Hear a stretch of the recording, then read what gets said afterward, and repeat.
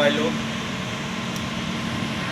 कुछ चुतिया पड़ल बान सन जवान खेसारी भैया के कंपटीशन नीलकमल सिंह से करत बान सन।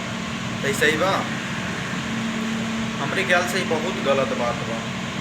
काहे कि सबके पता बाटे कि खेसारी भैया अभी फसल बाना, ठीक ना, निकली यहाँ बहुत जल्दी, तब पता चली। तो ये गलत फहमी निकाल दा जा कि नीलकमल सिंह खेसारी भैया के पीछे कर दिया ना, ठीक ना। काहे कि बाबू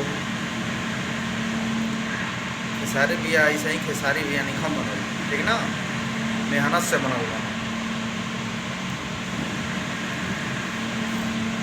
तो हम लोग कंपटीशन करके क्या साबित करत रहे? अरे मरदा, नीलकमल सिंह खाली गनवे गावे ना, ठीक ना।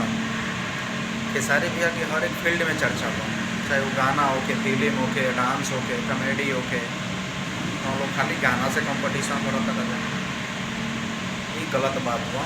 हम नीलकमल भैया के फैन है, ऐसा बात नहीं के, लेकिन ये सब कंपटीशन सुन के हमको बहुत बेकार लगा था। तो कंपटीशन मत कर जा, ठीक ना। हम सबका गाना सुने ना, लेकिन जब कंपटीशन वाला ऐसा चर्चा चलता है, ट्रेंड बनल बा, ट्रेंड नीलकमल सिंह वर्सेस खेसारी, ये सब बेकार बा।